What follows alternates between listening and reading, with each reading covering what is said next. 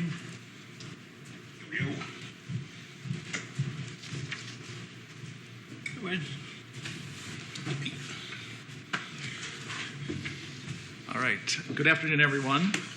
As we begin this City Council meeting, I would again like to welcome all of you in attendance, both those here in person as well as those that are tuning in through your computer, your mobile device, or your television. We welcome your comments and your opinions and ask that your participation reflect the common desire we all share to make Sheldon an even greater place for all its citizens. Thank you for joining us. At this time, I'd ask that you please silence or turn off your cell phone. If you think you've turned it off, please check it. You will have the opportunity to address the City Council under the public forum portion of the meeting, which will occur in a few moments. When addressing the Council, please wait to be recognized by myself. Then step to the podium here and state your name and address for the record. Please speak to the Council as a body, not to any single member. Questions will be taken under advisement, and there will not be a back and forth discussion. You're asked to limit your remarks to no more than 4 minutes, and after making your comments, please be seated. I ask that everyone observe, and I know that you will, the commonly accepted rules of courtesy, decorum, dignity, and good taste. So at this time, I'd like to ask that you please join me for a moment of silence, and then we'll follow that with the Pledge of Allegiance.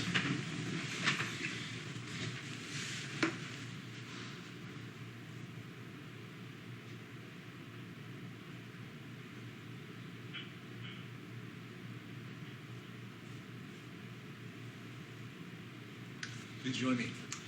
I pledge allegiance to the flag of the United States of America and to the republic for which it stands, one nation, under God, indivisible, with liberty and justice for all.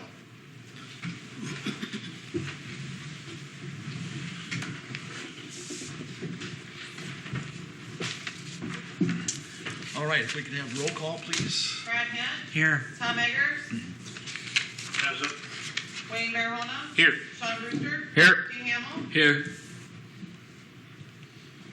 All right. Then you have before you the agenda. I understand there were a couple of claims that were added just not too long ago. I hope you've all seen those.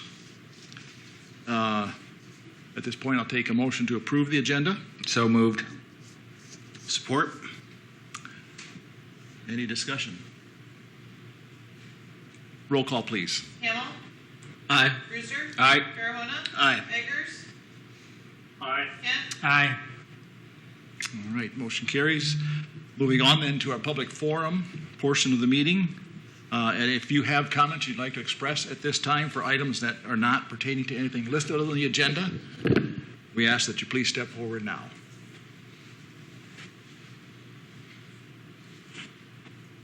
Seeing no one? Yes. It's also for items on the agenda. Pardon me? It's also for items on the agenda. Okay. If there's anything on the agenda, you're welcome to speak at this time. Okay, let's move on then to the consent agenda. Make the motion to approve. Support. Any discussion? Just a couple of comments for the Museum Board. I'd like to express my thanks on behalf of the city to Ron Plum, who is retiring from that board. His replacement is going to be Lisa Stammer. She will be joining reappointed members Donna Hoadley and Mark Poyser. And then also to Jay Skemper, who has served up nearly 20 years on the Planning and Zoning Commission, and Myrna Wagner will be replacing him. So my thanks to Jay, as well as to Lisa and Myrna for their willingness to serve on these committees, and all those that are serving for that matter. So, if there is no further discussion, Mr. Mayor, yes. if I might. Todd and I fielded a question the other day regarding the Thermocell, the rate being charged to Mid-American and the contractor for dumping the approximately 200,000 gallons of water. The calculation is 1.5 the retail rate, so paying 1.5 times what the resident would pay. Okay. Thank you. Anything else? Then I'll take a roll call, please. Eggers. Aye. Kent. Aye. Hamel. Aye. Brewster. Aye. Verona. Aye. Moving along then, we are at item 7 of our agenda. And Brenda Collier is joining us from Upper Des Moines Opportunity by Zoom meeting. She wants to give us an update of what's going on with Upper Des Moines as far as the relationship with the city. Brenda, are you still with us? Yes, I am. Okay. I've already stated your name and who you're with, so you go ahead and just give us your report if you would, please. Okay, I just want to say hi to everyone. Here at Upper Des Moines, as you've seen in the brochures, we do quite a bit of different programs here, and last year we added 7 new programs, and those are actually going very well here at Upper Des Moines. We do service a lot of clients from Sheldon area. Just to give you a number, that just from March to today, the amount of households we've served is 458 households. And so with your guys' help and support, we're able to continue those things. And it's very helpful and humbling how much Sheldon stepped up during the COVID crisis. We had several of your churches step up and actually deliver food to our families in Sheldon and other areas, which is very awesome. And the amount of food that has been donated just from Sheldon is amazing. We actually have O'Brien County Implement is one of the drop-offs for food, and they will actually deliver once a week. Sometimes it's a full truckload, and sometimes it's just a half a truckload, but either way, we're still being able to put food on the tables of everyone in O'Brien County, but a lot of it's in Sheldon. A lot of our clients are in Sheldon, so that's amazing, and we appreciate everything that Sheldon has done for us. Do you have any questions? You kind of hinted at the COVID thing. Just could you expound on that just a little bit in terms of how that's affected you and your outreach? We can't. They used to be able to come into my office to get food. Now they have to call me when they get here, and then we bring the food out to them. Or, for instance, other services, I have to do their appointments at their vehicle. They cannot come into our building. So it's really, because I'm more of a personable person, it's the clients want to come into my office and sit down and discuss their issues and stuff. And so we have to do it at their vehicle now. And so with the volunteers that have assisted with delivering food to those that didn't want to go out during COVID, and some of them still don't want to go out for COVID, those churches in that group of people stepped up to make sure that would happen, because I am a one-person in this office, so I rely on others. And so if they would not have stepped up, these people would have not been able to get their food, or I would have been worried that they were hungry or their electricity is being turned off because they couldn't come to my office to have me help with those things. We have been able to do applications over the phone.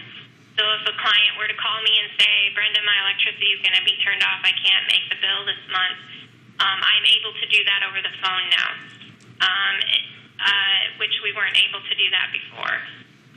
So when the COVID thing subsides and we're able to open our doors again, then it will look differently. But with energy assistance going to happen here in the next month, it's going to be a lot of papers coming in and doing it that way. All right. Anyone else have a question for Brenda?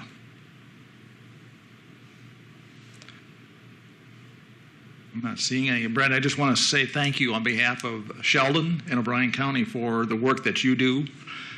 At the bottom of your message to us, you have to know we are dedicated to helping build stronger communities by addressing the effects of poverty on individuals and families. And they're here. Oftentimes we get busy in our own lives, maybe tend to overlook them, but we're glad for organizations like yours that are reaching out, that are encouraging churches and such to get involved as well in that mission. And so thank you for your participation today, and we wish you well in your future. Thank you. I do want to offer that if any of you ever want a tour of our building to see what we actually do, like see the process of it, you are more than welcome to come over here. Okay, thank you. And we are located in Primgar behind the post office. All right. Very good. Okay? You bet. Thank you. Yes, thank you, Brenda. All right, moving on then. Sam, we're ready for your report.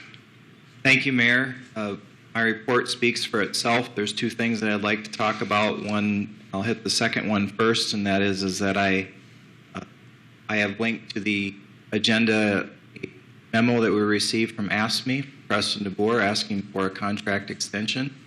We didn't receive it in time to formulate a recommendation for this meeting. There's really only one meeting left for you to consider it prior to the 14th or 15th of September when that would be due. So that is linked to today's agenda so you can have a chance to read through it, and then we'll be talking about it at the September 2 meeting.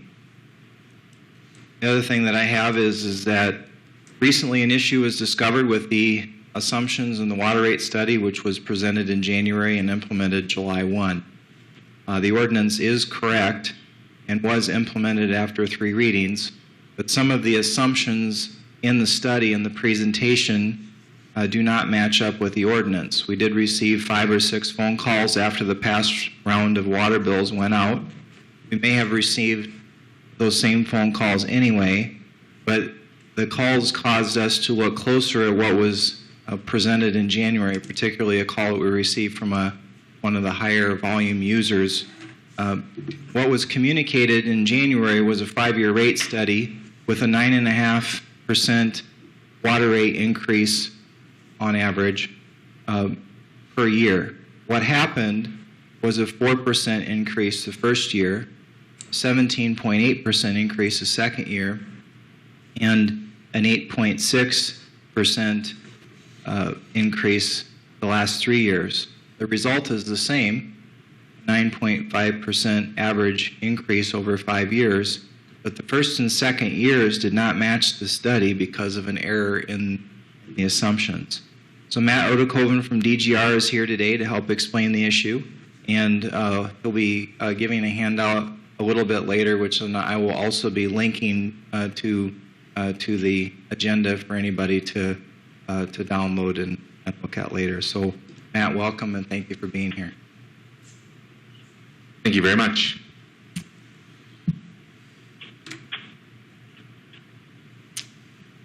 As Sam mentioned, my name is Matt Odekoven with DGR Engineering. I performed the rate study that was presented in January, and then those rates were adopted and effective July 1st.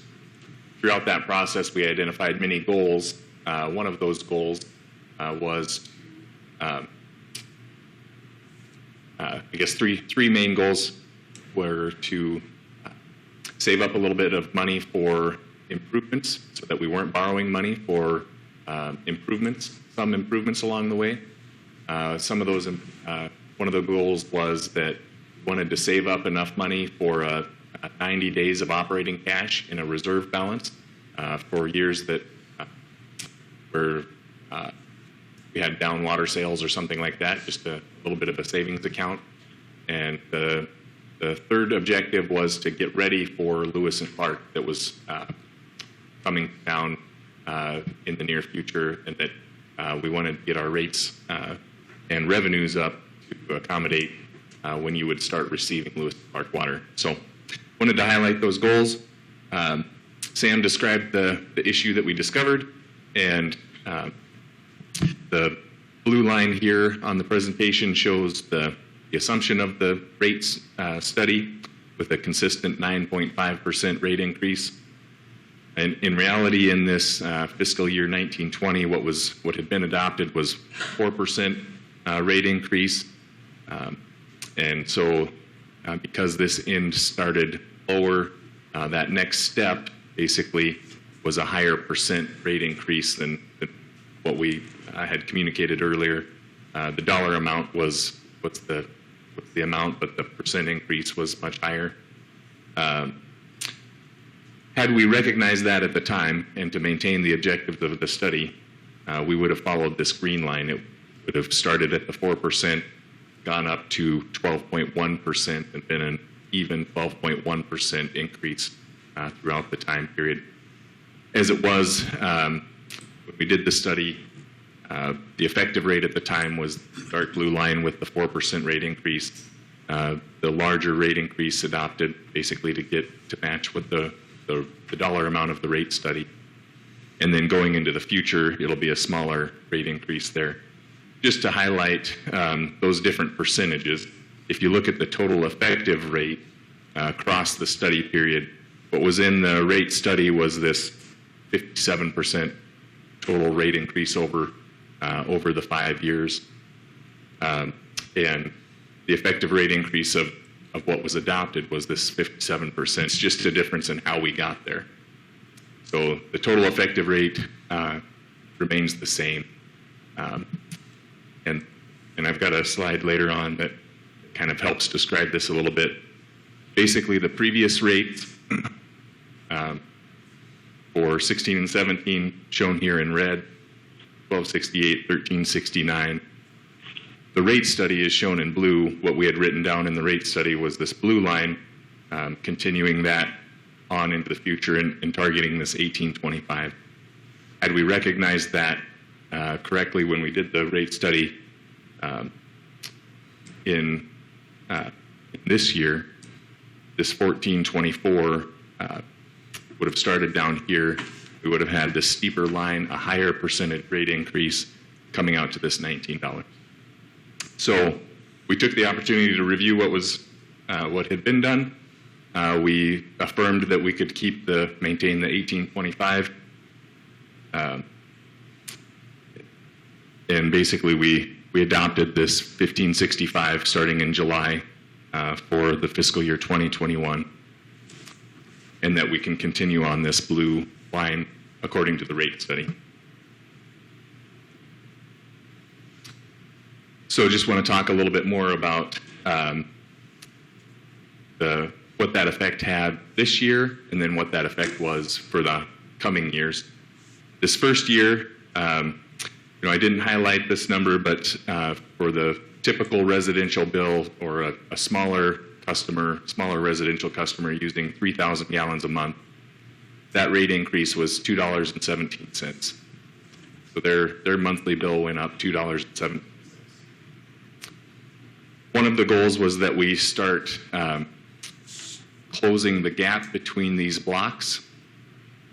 And so what exists right now is about a $1.43 difference from this block number 2 to this block number 4, which is $1.43 between those. What we have over here is a $1.05 difference between block number 2 and block number 5. So in general, we're trying to close the gap between those differences. So you'll see that the percent increase on each of those blocks is smaller on the lower blocks, the lower consumption blocks, and the percent increase is higher on the higher volume users. This slide shows what that looks like with what was adopted with the ordinance, what was shown for the out years of the study, starting in 2021 and going through 23-24. Again, just mentioned the typical residential customer using 3,000 gallons. Their rate is going to go up $3.90 over these 4 years. So just under $4 over 4 years. And in general, that's going to be between a 5 and a 6% rate increase every year for this period. The bigger change is in these lower blocks, again, trying to bring those blocks closer together, where we're seeing from $1.05 spanning these 3 blocks to 30 cents. So those blocks are getting closer and closer together. Again, that was one of the goals of the study. The reason for that goal is as we get towards purchasing water from Lewis and Clark, there's less of a reason for a discount to those large customers when you're purchasing your water from a wholesaler versus producing that. You've spent the money on the capital project if you're producing at your own plant versus you're just buying the water from a wholesaler. So because you pay for every gallon that you purchase, there's no discount for the more that you buy. There's no discount for how much more you sell. It's basically the background there. This just kind of shows the overall revenue generated from those rates. Again, the light blue shows what was in the rate study. The green would show if we had recognized that the error initially, and then what was adopted. And the main point of this slide is just to show that these first 2 years that the rollout of that rate structure was a little bit different, but the end result, total revenue generated by those 3 rates, all end up at the same level back here. And I'll hand these slides out so you see the dollar amounts. I know it's hard to see on the screen where you're at, but in general, the rate study and the corrected rate study, and then what was adopted, all 3 line up in the same spot out in fiscal year 23-24. And then typical question is, so we're doing these rate studies, how do we compare to other communities around us? This slide shows what that comparison would be at 6,000 gallons. Again, that would be kind of a middle to higher residential customer, showing that Sheldon's pretty much in the middle here, and that with your existing rates compared to where you're going to be at the end of the study period and fiscal year 23-24, you really only change spots, one spot here. But that's assuming that nobody else increases their rates during that study period either, or during that 4 more years. And likely they're dealing with the same issues that you are, crumbling infrastructure, they need to make investments. So I would expect many of these communities are going to be raising rates sometime during that period as well. I have another comparison slide here showing what that would be for a large user at 100,000 gallons a month. Again, you change more positions here, but the overall take-home message is that it's still a competitive rate in this area for that volume of water. And I guess I just wanted to make three final or summary statements. I guess the take-home message is, first of all, we made an error in the rate study, and that we apologize for that error, and want to help make the decisions moving forward and help you with what to do as a result of that. It's resulted in basically inconsistent rate increases for the first 2 years, but the final years should be more consistent moving on from here. And that was one of the goals of the rate study, was to have some consistency to those rates. So want to support you through that. The second take home really is that the goals didn't change, the endpoint didn't change, and therefore the ordinance was correct. The 3 public hearings had the correct information presented in it, and that those rates still accomplish what you were out to accomplish by commissioning the study. And then the third take home is really that Sheldon's water rates remain competitive with this region. So I don't think that you need to be concerned about outpricing yourself from the water industry. Your rates cover requirements to run the utility, and it's still a fair rate for your customers, and you're making these adjustments, these changes in a fair, consistent way that reflects the conditions of your water utility. With that, I'll open it up to questions.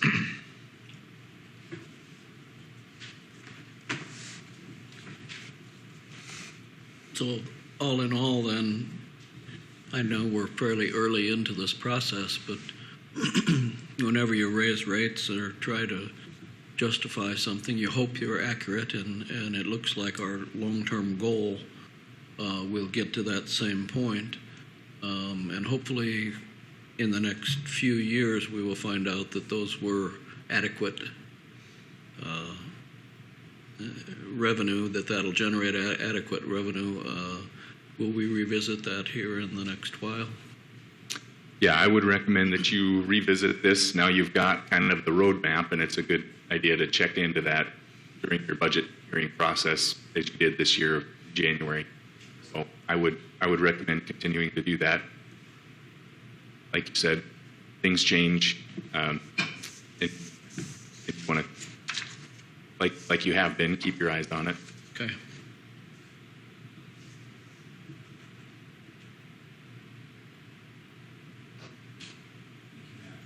Thank you. All right, thank you, Matt. I'll spend just a minute to hand these out. Okay, that'll be fine.